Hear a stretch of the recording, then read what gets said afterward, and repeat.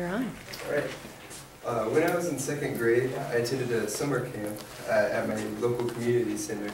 And when we were there, we were urged to do group activities like play basketball and baseball, but that never really worked for me. I kind of like to be by myself or with a friend at the playground. But after a while, a few of the camp leaders said that I should try to mix with the group, and but that was always a little awkward too. I mean, everybody was kind of loud, and I didn't really like that. But after a few occasions of them talking to me, I kind of started to feel like I was weird, and it wasn't really like all the other kids. But later, I learned that I was just an introvert, and that's how I felt most comfortable socially. Since then, I've adapted a little bit more and become a bit more of an extrovert, but still am an introvert.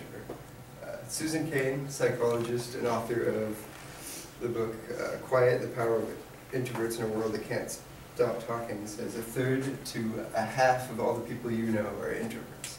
So this means even though you're an extrovert, your best friend or the person sitting next to you or even your teacher could be an introvert. Now, to be able to differentiate between an introvert and an extrovert, we have to clearly understand the difference between the two. Introversion is really about having a preference for lower stimulation environments. So that just means you like it to be quieter and have less action, whereas extroverts tend to need more stimulation in order to feel at their best.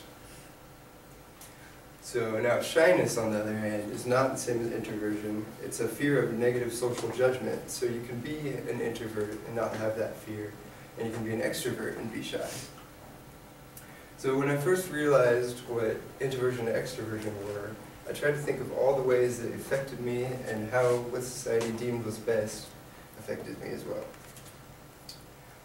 Our levels of extroversion or introversion help determine 3 major activities in our lives: school, work, and social life. We're most proficient in these tasks when we're able to be in our most comfortable zone of interaction. Let's start by looking at what conditions are best for introverted and extroverted students and how we can assess these opposing facets.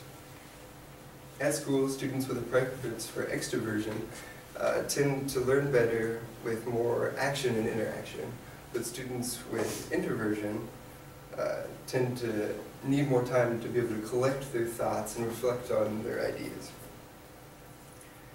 So activities like silent reading and writing are best for introverts, but in order for extroverts to be able to concentrate during these tasks, they need more time to talk and move around. But the problem now is most primary schools tend to an extroverted learning style. So movable one-person desks like we have in our classroom have now changed to group or pod desk, where students have to do multiple group assignments.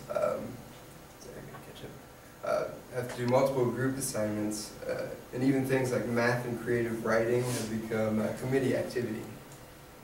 And often the kids who want to work on their own are seen as outliers and possibly problem cases. Also, Susan Cain says, sadly, teachers tend to believe that extroverted students are the best students. Once you're in the job market, you also find that many of these ideas and setups apply to the workplace.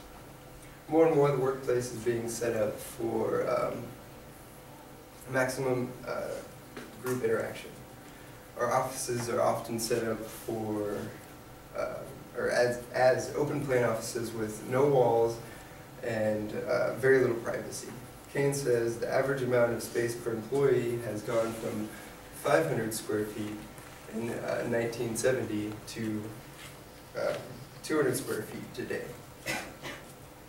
Society tends to believe that all creativity and productivity comes from the group, where in fact Sarah Schmelling, a member of the panel assessing workplace introversion, says there really is a benefit to being able to be solitude and go off and focus on your ideas before sharing with the group.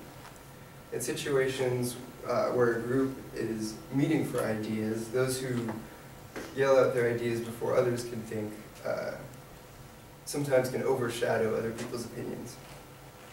On another note, introverted leaders are often passed over by extroverted leaders, even though introverted leaders often deliver better outcomes when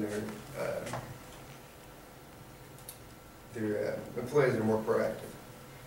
They're more likely to let their employees run with their ideas, whereas an extroverted leader might put their own stamp on things and stop their ideas from rising to the surface. Your level of extroversion or introversion not only affects your workplace interactions, but also your interactions in social life and friendships. The way introverts and extroverts are stimulated in social environments is very similar to how they're stimulated in the classroom. Extroverts typically crave high levels of stimulation, like group settings or parties. And also, extroverts usually have breadth of relationships and friendships, but not depth. Introverts, on the other hand, desire less stimulation and prefer quieter, low-key environments. This means that introverts are more likely to like dinners with a few friends and really don't like going out to bars or clubs. But since we're all readily in control of our social life, we can easily change the environment we're in to the environment we enjoy. So the next time you're sitting in class, interviewing for a job, or going out with friends, pay attention to the environment you're in and the type of personality it supports. Thanks.